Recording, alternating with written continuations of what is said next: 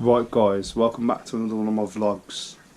Bit strange this one, to be fair. It's been about 2 years since last time I did one of these. So yeah, it definitely feels a bit strange, but back to having my camera in my face, I guess.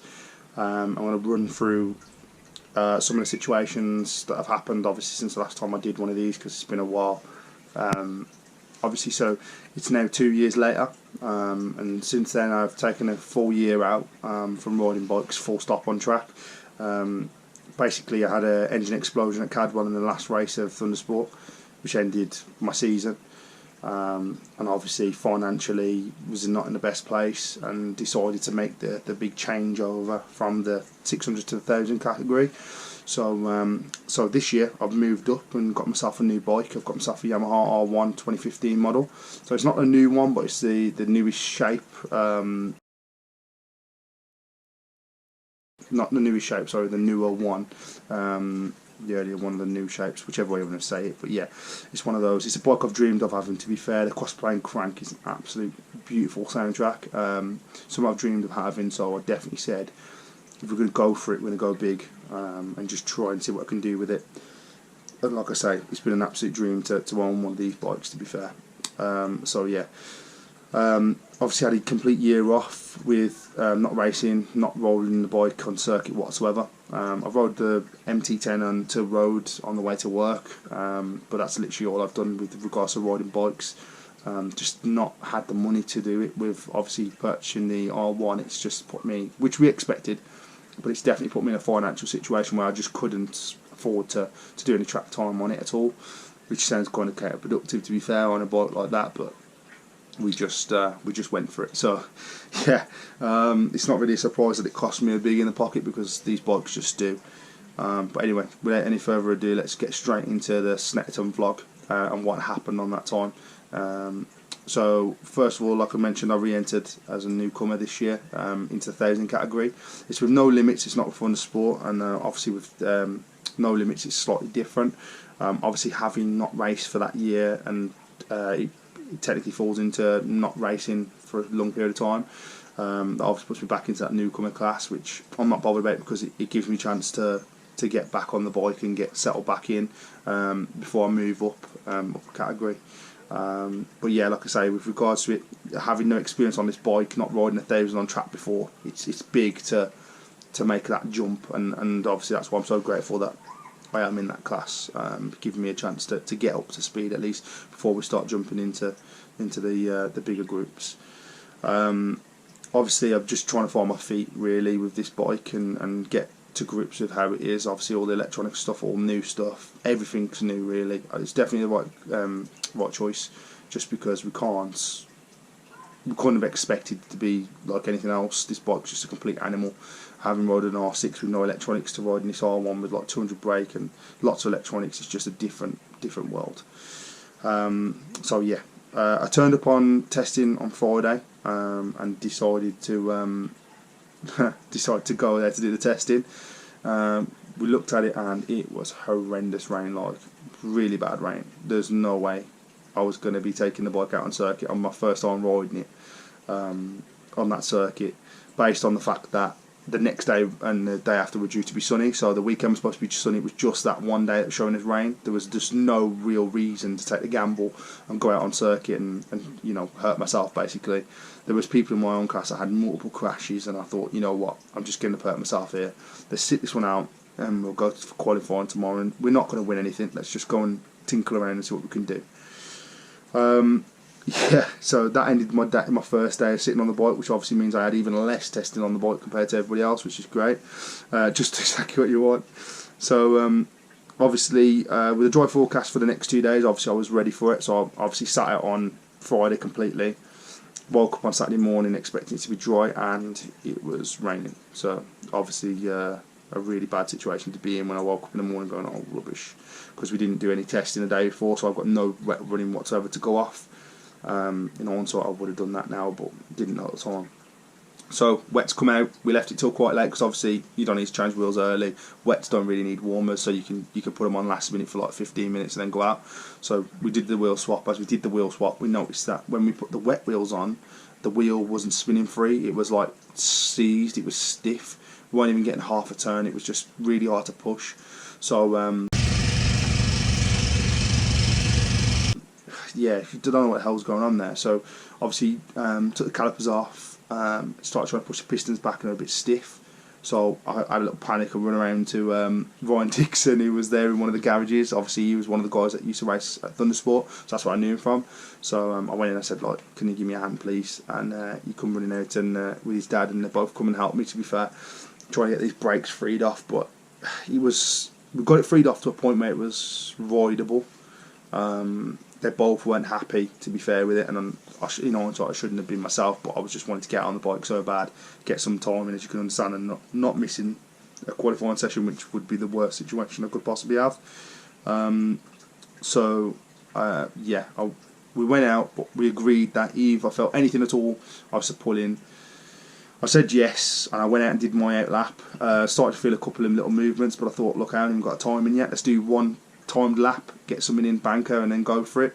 Did my banker lap, had a few more moments, thought, right, let's just do one fast lap, get a good qualifying position in and see where we can go from there.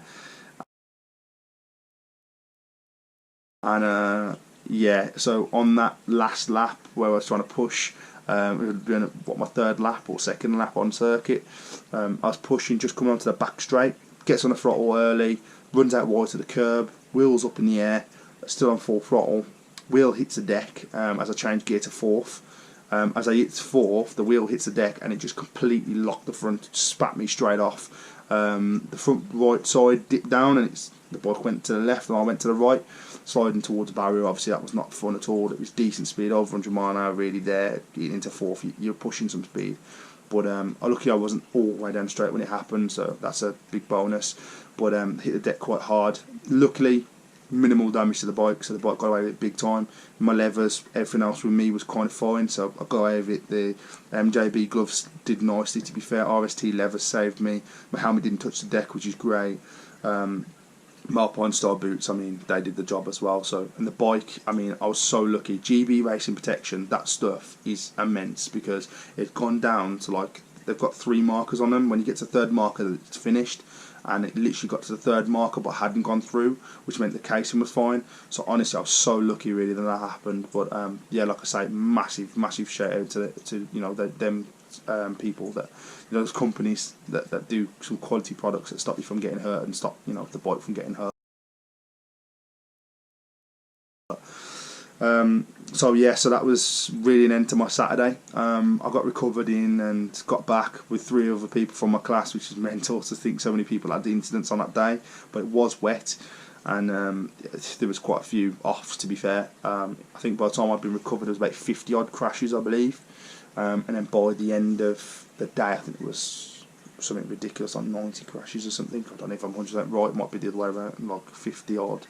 And it might be the next day, but either way, there was a lot of crashes going on anyway due to the weather, so that completely, you know, messed it up. But luckily, it gave me more time to fix the bike, because we wouldn't have got out that day. So luckily, we managed to get the bike fixed up, got it back. Bar end, bar lever. Just want to say a big thank you to Adam as well. Adam from my class, he actually came in and supplied me a bar lever guard. Got me out of the trouble straight away, to be fair to him, because I didn't bring any spares, not thinking we were going to push. I didn't expect to have a crash, so didn't really prep, which is, in all honesty, I should have, I know, but I just didn't. Rookie error, I suppose.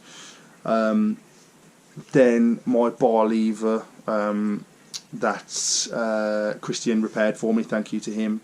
And then Matty Whelan, his dad, and Andy all helped me. Massive big thanks to them, because they helped me get the bike back together and fixed, ready to go out the next day, because I was ready to give up at some points. It was a nightmare, but they calmed me down. We chatted and stuff all night, so it was really nice. Definitely give me some more confidence going in the next day. Obviously then Sunday morning, and we obviously had the wet wheels on, managed to get a bit of a freer run with the brakes. We pushed pistons back more, cleaned it all out overnight, and just seemed to be confident that the brakes issue had gone, that it might have just been like a stuck on caliper piston, might have been stuck out. We just kept working and they got free, so we thought, right, we're good now. Obviously after that, it was meant to be dry, but it wasn't dry, it was still wet, so we kept the wets on went out into our first race, and I think my qualifying session actually hadn't gone too badly. I think I qualified about 14th, which I know is not perfect, but for the fact that we had the crash and I only did one out lap, it shows the kind of level, the condition that the track was in. It wasn't in the best play anyway, so it was not too bad to qualify in that position. So obviously, right, let's go for it, let's give it everything from the start. Gets off the line, had an amazing start. I seem to have really good starts, managed to make a fair few positions up. Come second corner, everybody was leaving me. I was watching them accelerate. One person even nudged me in the rear because I wasn't on the throttle early enough. Yeah, not what I'm used to. It was just mental. It was just, I got swallowed up very quickly. By the end of the race, I was turning around in last and literally just about staying there. I mean, it looked like I was going to get lapped. Cut up behind me on the last lap, and the guy went to lap me, but luckily I'd got enough to be able to get through the checker flag before he checker flag before he got me. But yeah, I couldn't believe it. The only reason why I scored any points this weekend was just purely down to people crashing. It's been one of those weekends where I've just been tooting around at the back, just trying to finish and get more time on the bike and learn things. I mean, coming out of corners, getting on throttle early as you can with the electronics, which I've never used before. It's just nothing like what you ride on a non-electronic bike. And the thing is, if you're not utilising that electronic system right, because we turn everything down and try to ride it yourself, then you just get swallowed in the pack anyway. So you have to use those electronics to your advantage, otherwise you're just going to get swallowed. So yeah, it was a bit of a mess. Obviously my nerves didn't help, and my confidence on the brakes was really bad, and I didn't feel it was great. But in the last race I ended up having a little bit of a race because we put the dry wheels on and the wheels seemed to clear up. The brakes were definitely a lot better. So with the wet wheel swap over, that's where we was having the problem with the brakes, which is really weird, because the wet wheels are standard Yamaha R1 wheels and the dry wheels are OZ racing wheels. So I don't know what it is to do with the wheels, but when you swap them over, it seemed to clear it up, which is a really odd one. I'm not really sure why that is, but it works. So went out on the dry ones, and the brake felt better and the bike felt better, which was mint. Went out and I was pushing. Managed to get 2 people behind me or 3 people behind me, and literally just held them up as much as I could. Just because obviously I didn't want to finish last and I wanted to get into a little race, and we did. We had a battle and a half. It was really good. Outbraking him, he outbraked me, swapping over positions, you know, cutting each other up and stuff. It was just class. Definitely a good positive. And then, like I say, with that last race, obviously, then I was tooting around just before the last person. Scored a couple of points, but once again, due to the mostly crashes, I was still towards the back of the pack. But like I say, it was a good battle that time instead of being last, so I was definitely chuffed to have got a result of some form out of it. But we always want more, and I definitely think, I mean, looking at the lap times, I was a second slower than both the people that I had behind me and in front of me, because I was just holding them up the whole time. So clearly my pace was ridiculously off, but I was just holding them up, defending the whole time, which, you know, isn't ideal, but it was what I was able to do just to try and defend the position. But yeah, like I say, it was overall the weekend didn't go great, but I definitely give it my all either way, and I was still happy to come away with something rather than nothing. So we come away with like 4 points that weekend. We'll take it. Right, on to my next vlog.